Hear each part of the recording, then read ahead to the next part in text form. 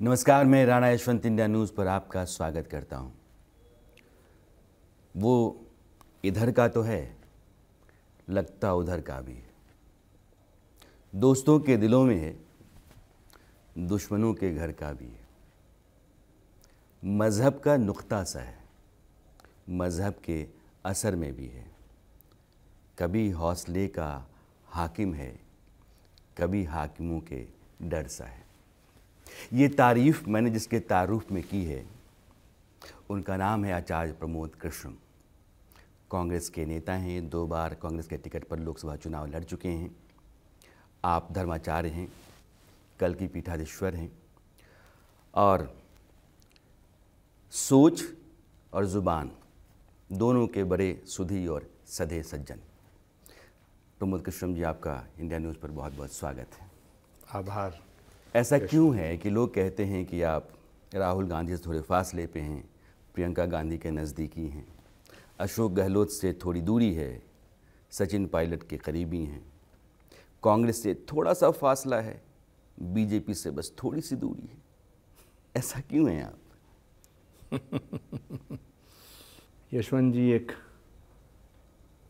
बड़ा अच्छा शेर है कि गज़ब है सच को सच कहते नहीं वो, गज़ब है सच को सच कहते नहीं वो, कुरान व उपनिषद ओढ़े हुए हैं, चढ़ाता फिर रहा हूँ जो चढ़ावे, तुम्हारे नाम पर सब बोले हुए हैं। ऐसा कुछ भी नहीं है और मैं कोशिश करता हूँ कि जो महसूस करूँ उसको बोलूँ, सच का समर्थन करूं और झूठ का विरोध करूं। कभी कभी क्या होता है कि लोगों की समझ में सच आता नहीं है, क्योंकि इस कदर वातावरण राजनीति का दूषित हो गया है। राजनीति के जो बुनियादी सिद्धांत और उसूल थे, राजनीति उनसे भटक गई है। राजनीति में रहने का मतलब ये नहीं है कि हर वक्त झूठ ही बोला जाए। राजनीति में होने का मतलब ये भी नहीं है कि हमारे विरोधी नेताओं के अगर कोई अच्छे फैसले हैं तो उनका खुले दिल से स्वागत ना किया जाए। आपने अपने साथ बातचीत की, बड़ी अच्छी प्रस्तावना रख दी है, इसलिए मैं इसी लकीर को पकड़ के आगे बढ़ूँगा। ये कौन सा सच है, ये कौन सी राजनीति है कि प्रमोद कृष्णम को लगता है कि प्रियंका गांधी को प्रधानमंत्री का उम्मीदवार बना दिया जाए? अब यशवंत जी, एक सवाल उठता है कि प्रियंका गांधी में ऐसी कौन सी खूबी नहीं है कि वो प्रधानमंत्री का उन्हें उम्मीदवार ना बनाया जाए। मैं पलट के पूछता हूँ, ऐसी कौन सी खूबी है कि बनाया जाए? देखिए, नरेंद्र मोदी जी को अगर हराना है, बीजेपी को सत्ता से हटाना है, तो कौन हटाएगा? देश की जनता। जनतंत्र में सारी शक्तियां जनता में निहित होती हैं। नरेंद्र मोदी एक बहुत ही पॉपुलर चेहरा है, बहुत ताकतवर नेता है। अगर उनको टक्कर देना चाहता है विपक्ष, तो फिर ऐसा नेता, ऐसा चेहरा उनके सामने लाना होगा जिसकी पॉपुलैरिटी हो, जिसकी एक्सेप्टेबिलिटी हो, जिसकी क्रेडिबिलिटी हो। ये राहुल गांधी में नहीं है? नहीं, मैं अभी राहुल जी के विषय में बातें नहीं कर रहा हूं, मैं प्रियंका गांधी जी के विषय में बात कर रहा हूं। इस देश में पक्ष और विपक्ष में पॉपुलैरिटी के पॉइंट ऑफ व्यू से, एक्सेप्टेबिलिटी के पॉइंट ऑफ व्यू से और क्रेडिबिलिटी के पॉइंट ऑफ व्यू से प्रियंका गांधी एक बड़ा चेहरा है। बहुत बड़ी बात कहना आचार्य जी। आप कह रहे हैं कि पक्ष और विपक्ष, इन दोनों के भीतर में पक्ष छोड़ दिया। विपक्ष में शरद पवार हैं, नीतीश कुमार हैं, अरविंद केजरीवाल हैं, ममता बनर्जी हैं, राहुल गांधी भी। इन सब चेहरों से बड़ा चेहरा आप प्रियंका गांधी को मानते हैं? बेशक, क्योंकि शरद पवार जी बहुत वरिष्ठ नेता हैं, मैं उनका बड़ा सम्मान करता हूं। नीतीश कुमार जी भी वरिष्ठ नेता हैं, ममता जी भी, केसीआर भी, स्टालिन भी, लेकिन सब अपने अपने राज्यों से बाहर कभी नहीं गए। कभी नहीं जाने का मतलब ये नहीं है कि वो किसी दूसरे राज्य में यात्रा पे नहीं गए होंगे। राजनीतिक दृष्टिकोण से वो क्षेत्रीय छत्रप माने जाते हैं और नरेंद्र मोदी जी को टक्कर देने के लिए हमें राष्ट्रीय स्तर पर एक राष्ट्रीय छवि वाला नेता चाहिए, एक ऐसा चेहरा चाहिए जो कश्मीर से कन्याकुमारी तक जिसकी ख्याति हो, जिस पर लोग यकीन करते हों। और मुझे नहीं लगता कि इस देश में गांधी परिवार से ज़्यादा यकीन किसी पे किया जा सकता है विपक्ष में। गांधी परिवार में राहुल गांधी भी हैं और कांग्रेस के किसी भी नेता से पूछिएगा, संगठन के भी, तो मुझे लगता है कि आप मल्लिकार्जुन खड़गे से पूछ लीजिए, आप सोनिया से पूछ लीजिए, क्या राहुल गांधी उन शर्तों पर खरा नहीं उतरते हैं जिनकी बात आप कहते हैं? फिर राहुल गांधी से इतर प्रियंका गांधी की पैरवी, उनकी पैरोकारी आचार्य प्रमोद कृष्ण क्यों करते हैं? देखिए, किसी की तुलना किसी से नहीं की जा सकती है। राहुल गांधी जी और प्रियंका गांधी जी की तुलना करना उचित नहीं है, क्योंकि जैसे शरीर में प्राण के बिना शरीर कुछ नहीं और शरीर के बिना प्राण कुछ नहीं, लेकिन क्या हम कह सकते हैं कि प्राण ज़्यादा महत्वपूर्ण है या शरीर? तो मुझे ऐसा लगता है कि दुनिया में जितने भी व्यक्ति धरती पे आते हैं उनमें अपनी अपनी विशेषता होती है। निसंदेह राहुल गांधी जी एक बहुत ही संघर्षशील व्यक्ति हैं। राहुल गांधी जी को अगर मैं एक इंसानियत के रूप में देखूं, एक व्यक्ति के दृष्टिकोण से देखूं, तो इस देश की नहीं पूरी दुनिया की राजनीति में उनसे अच्छा इंसान होना मुश्किल है। महाराज, वो प्रधानमंत्री बनने के लिए, इंसान बनने के लिए नहीं। इंसान तो देश में बहुत सारे अच्छे हैं, राहुल जी भी अच्छे होंगे, राजनेता बहुत सारे अच्छे हैं, वो भी अच्छे होंगे, ख्याति बहुतों की है, उनकी भी होगी, लेकिन प्रधानमंत्री वो ना बने और प्रियंका जी बने, यही तो मैं आपसे पूछ रहा हूँ। मैंने ये नहीं कहा कि वो ना बने, मैंने कहा है कि क्रेडिबिलिटी के दृष्टिकोण से, पॉपुलैरिटी के दृष्टिकोण से और एक्सेप्टेबिलिटी के दृष्टिकोण से प्रियंका गांधी एक ऐसा चेहरा है जो नरेंद्र मोदी को टक्कर दे सकती हैं। और अपने अपने राज्यों में सब अच्छे अच्छे चेहरे हैं। आचार्य जी अपनी बात कह रहे हैं, आप समझ रहे हैं, मैं अपनी बात दोहराता चलूँ, आचार्य जी अपनी बात कहते चलेंगे, लेकिन निर्णय जो है और उसके मायने दोनों साफ हैं कि प्रियंका गांधी ही नरेंद्र मोदी के मुकाबले में सबसे क्रेडिबल फेस हैं और देश भर में उनकी ख्याति ऐसी है कि वो बराबरी की टक्कर दे सकती हैं। कमोबेश आचार्य जी यही कह रहे हैं। आचार्य जी, राहुल गांधी चुनाव लड़ने से फ़िलहाल जो हाईकोर्ट का फैसला है रुके पड़े हैं, क्या कभी आपको ये पता था कि राहुल गांधी के खिलाफ फैसला आ जाएगा, तो प्रियंका गांधी का नाम आपने आगे किया? परमात्मा को देखा नहीं है, महसूस किया गया है। आरएसएस, बीजेपी और नरेंद्र मोदी जी की चालों को समझना बड़ा मुश्किल है। जब राहुल गांधी जी के ऊपर केस दर्ज हुआ, उसी दिन से ये बहुत बड़ी साजिश शुरू हो गई थी। राहुल गांधी जी के साथ बहुत साजिश हुई है, उनके साथ विश्वासघात भी बहुत। शेक्सपियर का एक नाटक था जूलियस सीजर, उसमें जब सीजर को खंजर लगता है तब पीछे मुड़ के जब देखता है तो पता चलता है कि ब्रूटस, जिस पे वो सबसे ज़्यादा भरोसा करता था, तो उसका आखिरी सेंटेंस है यू टू ब्रूटी। आचार्य जी एक बात, तो मुझे लगता है कि जूलियस सीजर में एक ब्रूटस था। राहुल जी के खिलाफ जो साजिश करने वाले हैं, जब कभी इस पर किताबें लिखी जाएंगी तो बहुत ब्रूटस मिलेंगे। बुनियादी सवाल पूछना चाहता हूँ आपसे। राहुल गांधी के खिलाफ साजिशें हैं, साजिश करने वाले लोग हैं, वो कांग्रेस के भीतर हैं या कांग्रेस के बाहर हैं? कांग्रेस के बाहर तो जो हैं वो दिखाई दे रहे हैं, जो कांग्रेस के भीतर हैं वो भविष्य में दिखाई देंगे। आप बहुत बड़ी बात कर रहे हैं। मुझे लगता है मैं कोई छोटी बात नहीं कहता हूँ, और बात छोटी भी हो लेकिन सार्थक होनी चाहिए, सारगर्भित होनी चाहिए। आप बहुत वरिष्ठ पत्रकार हैं, बहुत सुलझे हुए पत्रकार हैं, राहुल गांधी जी एक ऐसे नेता हैं इस देश में जिन्होंने नैतिक मूल्यों का निर्वहन करते हुए 2019 की हार के बाद इस्तीफा दिया। राहुल गांधी जी एक ऐसे नेता हैं जिन्होंने 2013 में प्रधानमंत्री के पद पर आना अस्वीकार कर दिया। राहुल गांधी एक ऐसे नेता हैं जिन्होंने ये कहा कि मैं अब कांग्रेस की अध्यक्षता स्वीकार नहीं करूंगा। राहुल गांधी एक ऐसे नेता हैं जिन्होंने ये कहा कि कांग्रेस का अगला अध्यक्ष हमारे परिवार से नहीं होगा। सारी बातों पर राहुल गांधी खरे उतरे।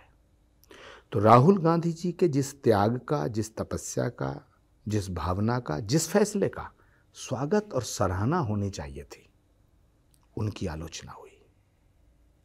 तो ये सवाल उठता है, क्या उनकी इस आलोचना में, उनकी इस साजिश में क्या सिर्फ भाजपा और विरोधी हैं या कांग्रेस पार्टी के भीतर के लोग भी हैं?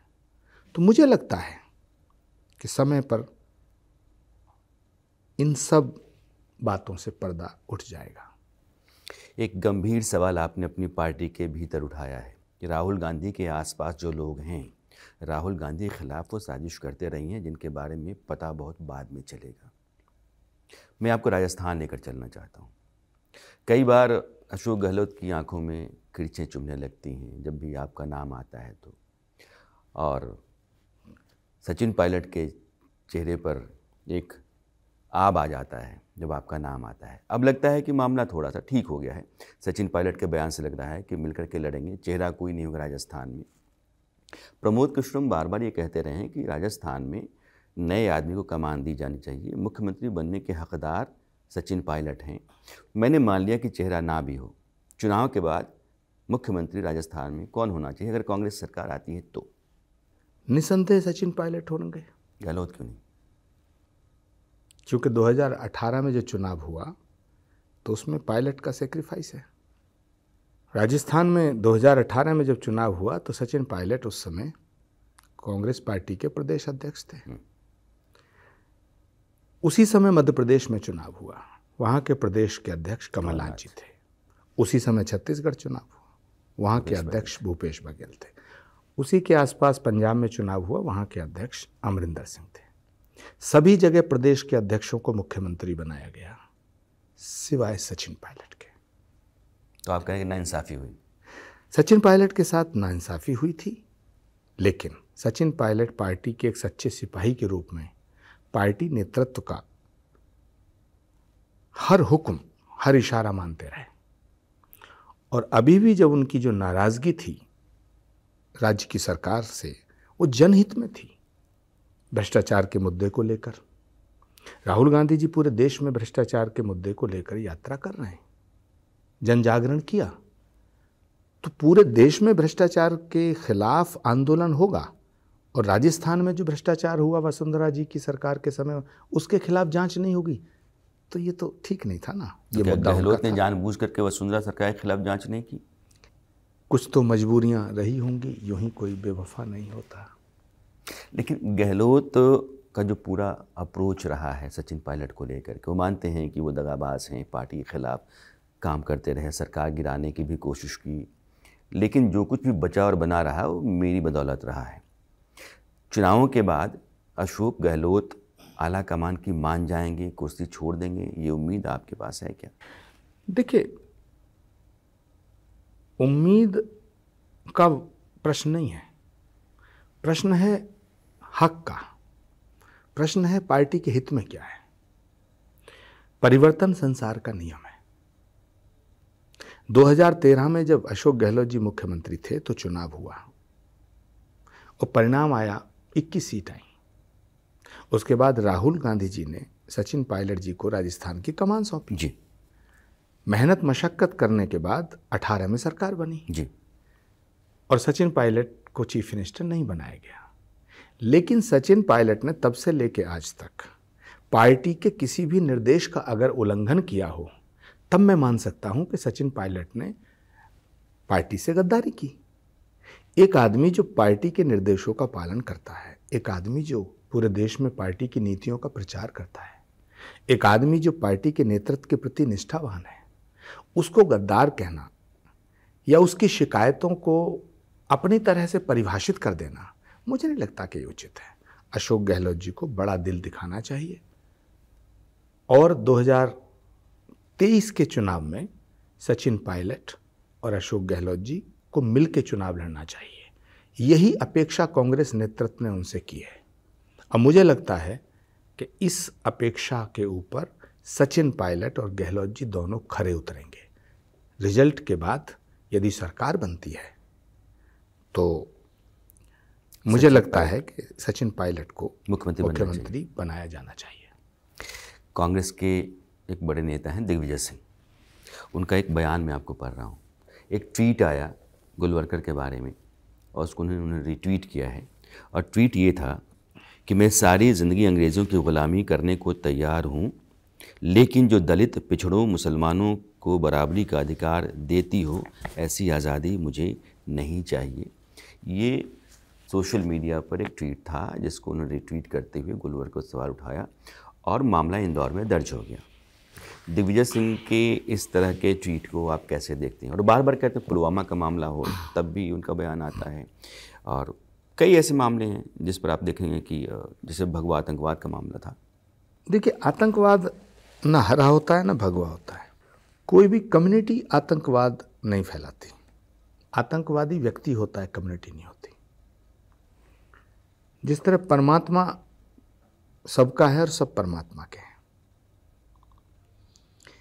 यदि थोड़ी देर को सोचो भगवान सिर्फ हिंदुओं का होता तो मुसलमान कैसे जिंदा रहते, और अल्लाह सिर्फ मुसलमानों का होता तो हम कैसे जिंदा होते।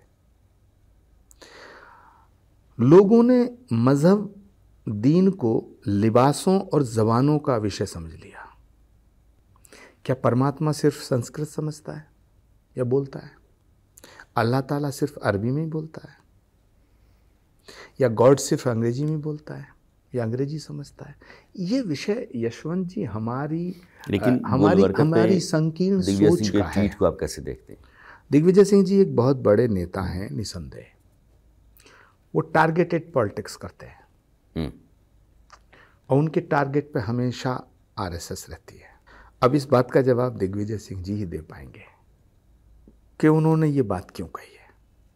मैं इतना जानता हूँ कि दिग्विजय सिंह जी ने अगर कुछ बोला है तो उसके बहुत मायने होते हैं, लेकिन क्यों बोला है इसका जवाब मैं नहीं दे पाऊँगा।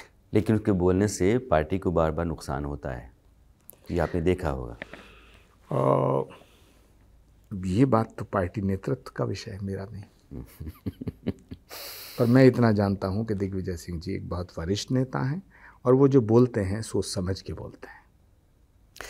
चूँकि इस तरह के बयान तब दिए जा रहे हैं जब 3 राज्यों में चुनाव तुरंत होने हैं और 2024 का आम चुनाव भी है। आम चुनाव के लिहाज से देश की राजनीति लगातार गर्माती चली जा रही है। एक विपक्ष है जो एकजुट होने का दावा कर रहा है, कोशिश भी चल रही है।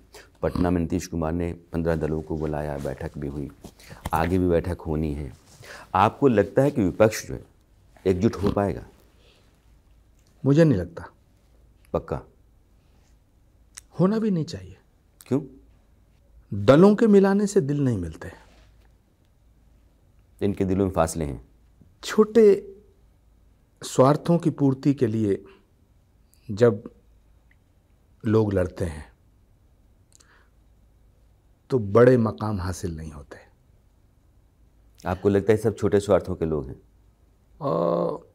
मुझे लगता है कांग्रेस पार्टी को भी नरेंद्र मोदी को यदि हराना है, इस देश से बीजेपी की सत्ता को हटाना है, तो देश की जनता की अदालत में जाके महात्मा गांधी, सुभाष चंद्र बोस, मौलाना आज़ाद, इंदिरा गांधी, राजीव गांधी के तमाम नीतियों और उसूलों को रखना चाहिए। मुझे लगता है कि कांग्रेस पार्टी को अकेले चुनाव लड़ना चाहिए। नीतीश कुमार कहते हैं कि अगर सभी दल मिलकर के एकजुट नहीं हुए तो फिर मोदी को हराना बहुत मुश्किल है। देखिए, पहली बात यह है कि हम लोगों ने कोशिश की है और कांग्रेस हमेशा कोशिश करती है कि किसी भी तरह से बीजेपी को रोकने के लिए सभी विपक्षी दल एक हो जाएं। लेकिन रीजनल पार्टी की ये प्रॉब्लम है या ये कांग्रेस के भाग्य की विडंबना कि जब जब बीजेपी से लड़ाई होती है तो कांग्रेस पार्टी हमेशा रीजनल पार्टी का समर्थन करती है, लेकिन जब रीजनल पार्टी ताकतवर हो जाती हैं तो पहला दुश्मन बीजेपी की बजाय कांग्रेस को समझती है। बीजेपी कांग्रेस को हटाना चाहती है, कांग्रेस मुक्त भारत बनाना चाहती है, और रीजनल पार्टी कांग्रेस को मिटाना चाहती है। उनको ऐसा लगता है कि बीजेपी से लड़ने का जो स्पेस है उन्होंने कांग्रेस से छीना है, इसलिए वो कांग्रेस को ताकतवर होते हुए नहीं देखना चाहते। तो इस अपनी मंशा को पूरा करने के लिए वो तरह तरह की बातें, तरह तरह के तर्क प्रस्तुत करते हैं। कभी कुछ कहते हैं, कभी कुछ कहते हैं। ये जो विपक्षी एकजुटता की कोशिश है, ये तमाम नेता जो आपस में बैठते हैं, आपके लिहाज से वो सब फरेब है या कांग्रेस का धोखा है? जनता इसे अच्छा नहीं मान रही। जनता ये समझ रही है कि इनका जो मोटिव है, इनका जो उद्देश्य है, वो देश हित नहीं है, मोदी को हटाना है। और यदि देश की जनता में ये मैसेज चला जाएगा, जो जा रहा है, कि इनका जो लक्ष्य है, इनका जो उद्देश्य है, इनका जो ध्येय है, वो सिर्फ मोदी हटाना है, तो मुझे लगता है इसका फायदा नरेंद्र मोदी जी को मिलेगा। भारत भावनाओं का देश है। जो आदमी बेचारा बन जाता है वो बहुत ताकतवर हो जाता है। नरेंद्र मोदी जी इस बात को कहना शुरू कर चुके हैं कि मुझे हटाने के लिए सब इकट्ठे हो रहे हैं। और यशवंत जी, मैं आपको बताऊं, ये कार्ड तो राहुल गांधी भी खेल सकते हैं कि मुझे रास्ते से हटाने के लिए अदालतों के जरिए मुझे खारिज करवाया गया। राहुल गांधी जी कार्ड नहीं खेलते, बहुत सच्चे इंसान है। मैं फिर कह रहा हूं, बहुत बेहतरीन इंसान है, लेकिन प्रधानमंत्री नहीं बनना चाहिए। राहुल गांधी जी को समझने में भूल हो गई। इंसान बेहतरीन है, देश में ख्याति है, बहुत अच्छे राजनेता हैं, बस प्रधानमंत्री नहीं बनना चाहिए, वो तो प्रियंका जी को बनना चाहिए। मैंने अपनी बात को बड़े साफ दिल से रखा है। आप उसको बड़ी चतुराई से मोड़ना चाहते हैं, आप ये दिखाना चाहते हैं। आपकी बातों को रख रहा हूँ यशवंत जी, आप ये सिद्ध करना चाहते हैं कि मैं प्रियंका जी के साथ हूँ, राहुल जी के नहीं। ऐसा नहीं है। मैं व्यक्तिगत रूप से राहुल गांधी जी का बहुत प्रशंसक हूँ जी, लेकिन मैंने कहा ना, 2013 में उन्होंने प्रधानमंत्री के पद को स्वीकार नहीं किया जी। कांग्रेस की अध्यक्षता से इस्तीफा दिया, किसी ने मांगा नहीं था। राहुल गांधी जी एक ऐसे इंसान हैं, ऐसे नेता हैं जो पदों से ऊपर उठ चुके हैं।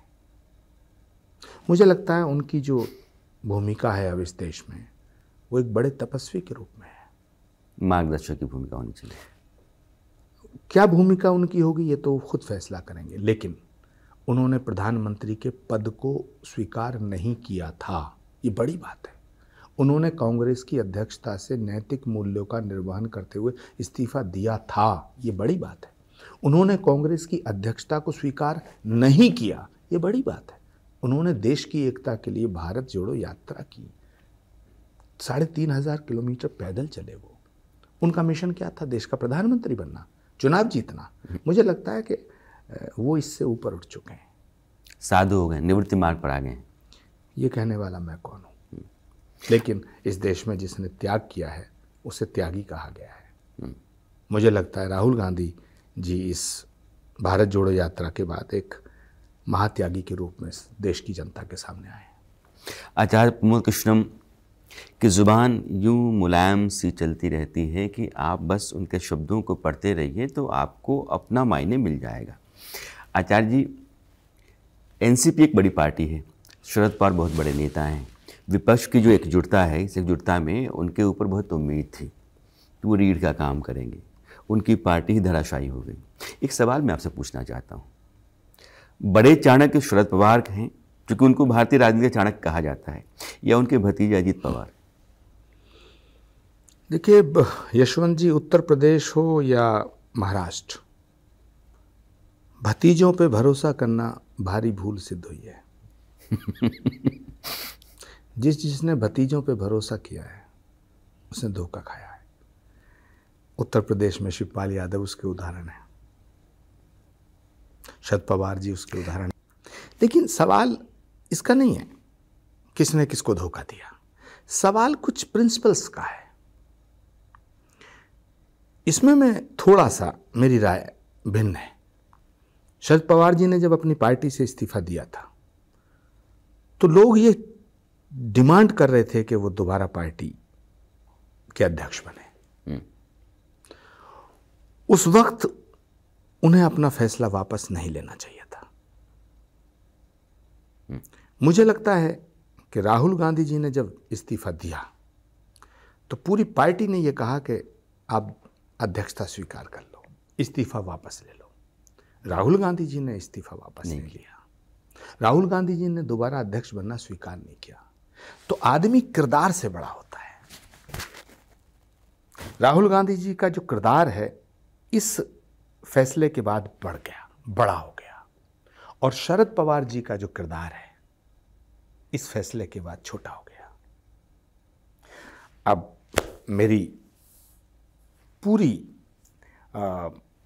मेरी जो भावनाएं हैं वो शरद पवार जी के साथ है। मैं उनका सम्मान बहुत करता हूं, वो बड़े कद्दावर नेता हैं, लेकिन चूक तो हो गई। चूक हो गई। अच्छा, एक और बड़े व्यक्ति हैं नीतीश कुमार। वो चूँकि सभी दलों को साथ जोड़ने में एक बड़ी भूमिका में हैं, और उनको लगता है या उनके साथ के लोगों को लगता है कि अगर नरेंद्र मोदी के खिलाफ विपक्ष की लामबंदी होती है और इतनी सीटें आ जाती हैं कि सरकार बनने की सूरत बन जाती है, तो नीतीश कुमार भी प्रधानमंत्री हो सकते हैं। आपको इसकी कोई गुंजाइश दिखती है? उनकी क्रेडिबिलिटी के ऊपर बहुत बड़ा सवालिया निशान है। क्यों? क्योंकि वो पहली बार जब मुख्यमंत्री बने तो लालू जी का घोर विरोध करके बने। प्रदेश की जनता ने उनको लालू के विरोध में वोट दिया। फिर वो लालू जी के साथ आ गए। फिर वो लालू जी को धोखा दे के चले गए।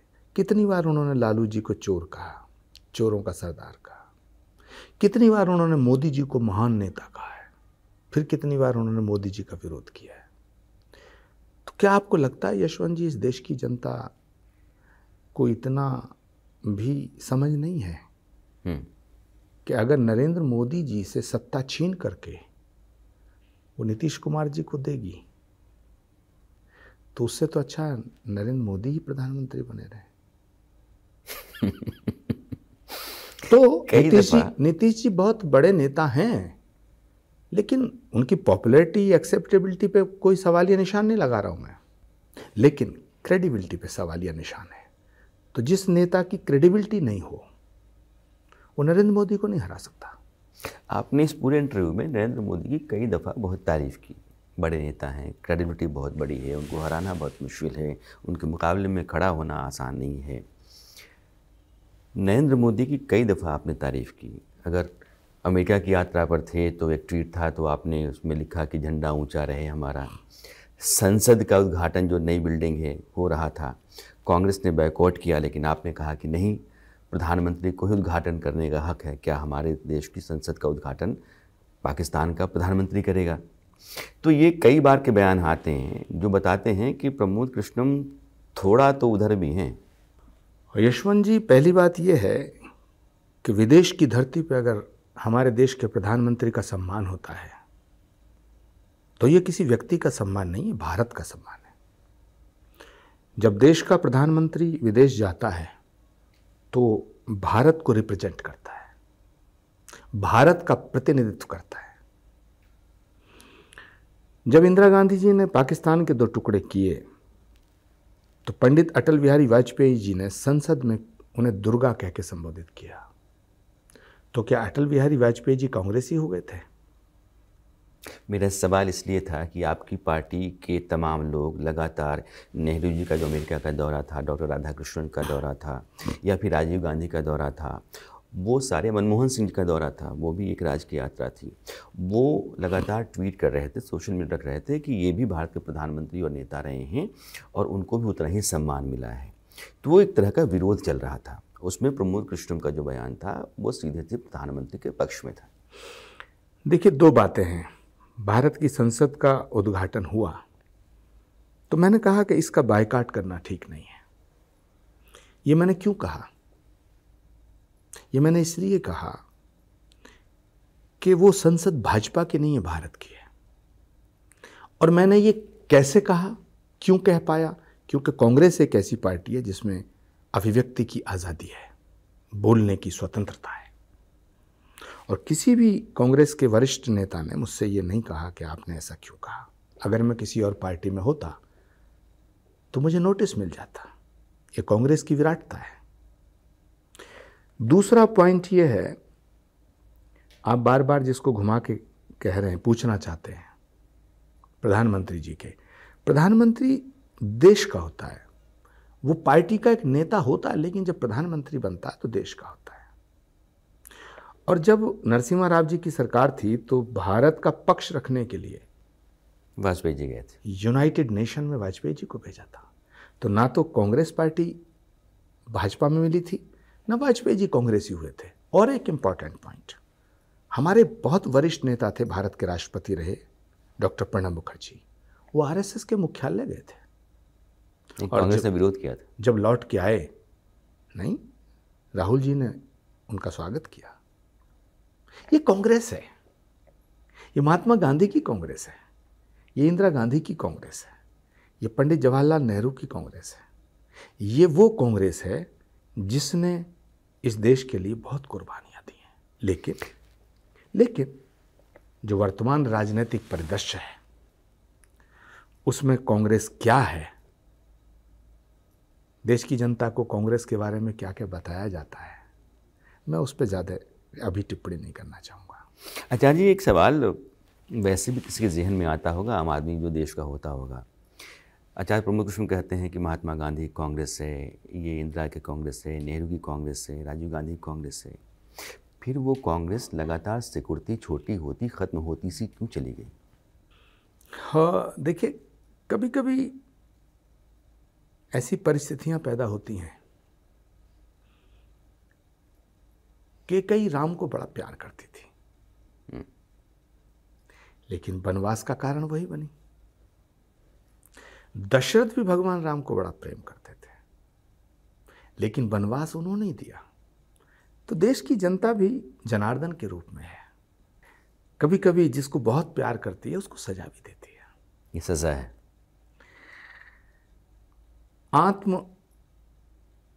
सजा गलतियों पे दी जाती है। आत्मनिरीक्षण, आत्मचिंतन, आत्मावलोकन करने का मौका दिया है। अच्छा आचार्य, एक बात बताइए, अब तो चुनाव सामने है 2024 के। आचार्य प्रमोद कृष्णम के लिहाज से 2024 के चुनाव में कांग्रेस के पास कितनी सीटें? ये कहना तो बड़ा मुश्किल है।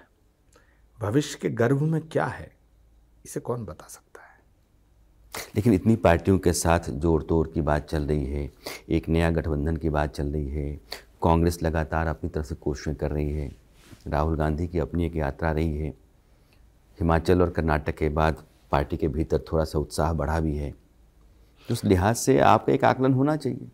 देखिए, मुझे लगता है कि अगर 2024 में बीजेपी के खिलाफ देश की जनता का मन बनता है, हमारा विश्वास है बनना चाहिए, तो फिर उसका जो रुख होगा वो कांग्रेस की तरफ होगा। कांग्रेस के अलावा कोई क्षेत्रीय पार्टी ऐसी नहीं है जो नरेंद्र मोदी को हरा सकती है। राष्ट्रीय स्तर पर बीजेपी का और नरेंद्र मोदी जी का यदि कोई विकल्प है तो कांग्रेस पार्टी है। जहां तक सवाल है गठबंधन का, गठबंधन हो जाए तो ठीक है, लेकिन केवल गठबंधन करने से मोदी को नहीं हराया जा सकता है। दलों का मिलना और दिलों का मिलना, मैंने अभी कहा, अलग बात है। गठबंधन करने से ही अगर बीजेपी हारती तो अखिलेश यादव जी और मायावती जी 2019 में मिले थे। गठबंधन करने से अगर भाजपा हारती तो अखिलेश यादव जी और कांग्रेस हम मिलकर के 17 में चुनाव लड़े, और उस समय अखिलेश जी मुख्यमंत्री थे। देश की जनता के दिल को जीतना पड़ता है, और जब दिल जीत लिए जाते हैं तो फिर दलों को मिलाने की जरूरत नहीं रहती है। तो मुझे लगता है कि अगर नरेंद्र मोदी जी के खिलाफ कांग्रेस पार्टी पूरे भारत में चुनाव लड़ती है, असली चुनाव वो होगा। एक आखिरी सवाल, पिछला चुनाव मुझे याद है कि लखनऊ से आचार्य प्रमोद कृष्णम भारत के तब के गृह मंत्री के खिलाफ लड़ रहे थे। इस बार आचार्य प्रमोद कृष्णम कहाँ से चुनाव लड़ेंगे? राजनाथ जी के खिलाफ अब तो लड़ेंगे नहीं आप। देखिए, पहली बात, मैं कांग्रेस से जुड़ा हुआ हूँ। कांग्रेस पार्टी जो फैसला करेगी मुझे वो स्वीकार करना चाहिए, लेकिन राजनीति संभावनाओं का खेल है। कल क्या होगा इस पे आज टिप्पणी करना और स्पेसिफिक टिप्पणी करना मुझे लगता है कि मुनासिब नहीं होगा। भविष्य के गर्भ में क्या है ये भगवान जानता है। आचार्य प्रमोद कृष्णम कहाँ से चुनाव लड़ेंगे ना, लेकिन लड़ेंगे या नहीं लड़ेंगे ये सब भविष्य के ऊपर निर्भर करता है। हाँ, इतना ज़रूर है कि मैं जहाँ भी रहूँगा, जिस हाल में रहूँगा, संसद में पहुँच पाऊँ या संसद में ना पहुँच पाऊँ, मैं सच बोलने का साहस करता रहूँगा और इस देश की बात करूँगा, क्योंकि मैं ऐसा मानता हूँ कि एक परिवार व्यक्ति से बड़ा होता है, पार्टी परिवार से बड़ी होती है और देश पार्टी से बड़ा होता है। देश पार्टी से बड़ा होता है। आचार्य प्रमोद कृष्णम बुनियादी तौर पे जो सच है, सच कहने का हौसला रखते हैं, सही गलत का फैसला आपके मुताबिक करने की हिम्मत रखते हैं। वो एक शेर है ना कि उसूलों पे आँच आए तो टकराना ज़रूरी है, जो ज़िंदा हो तो ज़िंदा नज़र आना ज़रूरी है। प्रमोद कृष्णम कुल मिलाकर के इस उसूल के आसपास दिखते से हैं। आचार्य जी, आप आए, आपने बात की, समय निकाला, आपका बहुत बहुत शुक्रिया। यशवंत जी, आपका भी बहुत बहुत आभार। मुझे बहुत अच्छा लगा आपसे बात करके। धन्यवाद। Thank you very much.